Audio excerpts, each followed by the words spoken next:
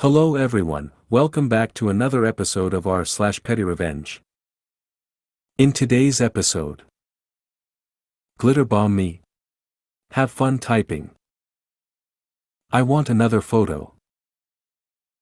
Make me feel like shit, you don't get to have your favorite drink. Push past me to the train. Have an uncomfortable ride. Before we get started, make sure to subscribe so you will never miss a video. So let's get started. Glitter Bomb Me. Have fun typing. This story goes back to April Fool's Day this year. I, 31F, have lived with my grandparents for years, with the idea being that I'll help them out for the rest of their lives. My grandpa, 82M, has always been known as a trickster. He loves pulling harmless pranks that just generally cause a mess. This year, he gave me a box that supposedly contained a late birthday present, but was actually a small glitter bomb. As you can imagine, I was covered in glitter, and it was everywhere. We had a good laugh about it, and he thought he won. Well, he was wrong. While he was out for an appointment, I hatched my revenge. Remembering that he sucked at technology, I figured out the perfect way to get back at him. I went to his computer and switched around all the letters on his keyboard. I just popped out all of the letter keys, then put them back in a completely different order. Grandpa is the kind who does the hunt and peck method for typing, so I knew he didn't really know the position of all the keys. Sure enough, later that day, he went to play his games on his computer. He sat down, started typing his password, and the computer naturally wouldn't let him in. I could hear him grumbling from the other room about this stupid thing not working. Naturally, he called me in to watch him and see what he was doing wrong. It took all I had to not immediately start laughing as he started going on about the machine not letting him in. I then watched him type his password in one letter at a time, obviously to no avail. At this point, he asked me to get him in. I typed in his password the correct way, and he was like, "What? You pressed a bunch of nonsense keys. Did you change my password?" I lost it. After I composed myself from laughing so hard, I explained what I had done. He understood it after I popped one of the keys out and proceeded to call me a little shit. I put the keys back in the right order, and all was well. I want another photo. We had a rude customer today. A 50-something Barbara, and her teenage daughter. Strutting around 4:45 p.m., we close at 5 p.m. They wanted passport photos done. We normally take 2 photos and then pick the best one and create the passport photo and put it through a passport checker, and with an approval number, send it off to the customer. A 10-minute process for digital. Also 10 minutes for printed. The daughter asks to see her photo, so my colleague shows her and the girl cringes. Colleague takes another 2 photos. Same thing, teenager doesn't like them. I mean, that's what you look like. Not much will change if we keep taking photos. Colleague tells the pair, "I won't take any more photos, we have enough here. 7 images in total."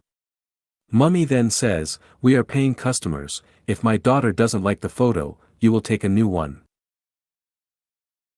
LOL WTF. Anyway. She spouted on about how she needs her passport photos sent through tonight, all the whilst berating and belittling my colleague because the customer is always right energy.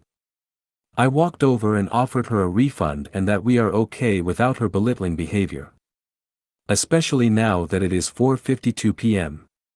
She refused a refund and just wanted the photos and reiterated she needed them this evening. My colleague, with red eyes, tells me it is okay and that she will do them. She was doing prints at the time and digital image afterwards. 4:56 p.m. and colleague hands over printed version and takes down mummy's details for the digital version to be sent through. Teenage daughter has been quiet. Anyway, they leave our shop. It is now 4:58 p.m. and we decide to close our doors. Aren't you going to be surprised when we don't send through the digital version tonight, all because you were rude?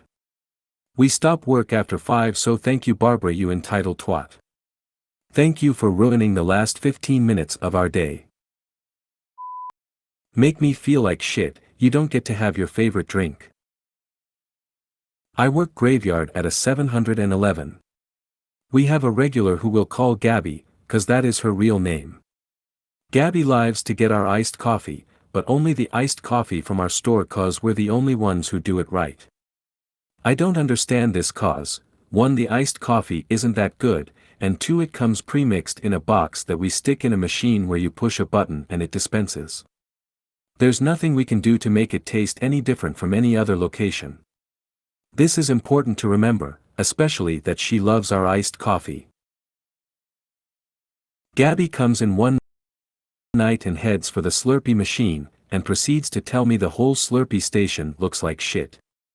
That it needs to be cleaned, the floors look like shit, and that I shouldn't be so lazy and clean up the store so it looks nice. I had just cleaned the store, I mopped, I wiped the Slurpee and the coffee station like 2 minutes before she decided to grace me with her presence. She then goes to get her beloved iced coffee, and what do you know, the machine is empty. Now Gabby puts on this stupid sweet face and voice, and asks if I could check in the back and see if we have more iced coffee. Sure, I can do that, and I go into the walk-in to see if we do have more. I see we do in fact have more, but I decide to spend a little more time looking, then go out to Gabby and tell her, sorry, we're all out of iced coffee, our next truck delivery comes Friday. She leaves with only a Slurpee, and when her car leaves the parking lot I then replace the iced coffee in the machine. Gabby, if you're reading this, I really don't give a shit, you shouldn't be a rude. Push past me to the train. Have an uncomfortable ride. Truly petty but truly satisfying. Had a bloke push past me on the train platform. Like, refuse to acknowledge me, push me out of my physical space. Rude, but maybe he was rushing to get his connection. Nope, he plops right in front of me, waiting at the same train door opening that I was waiting for. Arse. Doors open and he makes a beeline for the only empty, 2-person, seat. Turns out that every seat, all for 2 people, now has exactly 1 person sitting in them. Well, no skin off my back where I sit then. Just as he's stretching out and getting his elbow room going, I plop down right next to him and cuddle my phone in a way that keeps my elbows up. My commute is an hour long and it looks like his is almost as long. He watches in dismay as seats empty and just looks so confused that I don't move out and take one of them. Just to be clear, if he wanted to move I would have jumped up and let him. Anyway, still an arse, he didn't even acknowledge me when he left. He flipped the now empty seat in front of us so that he could move without touching me. So I suppose he at least learned that you don't need to ram into people to get where you're going. If you made it to the end of the video, thanks for watching. Don't forget to like, subscribe and share, and we will see you in the next video.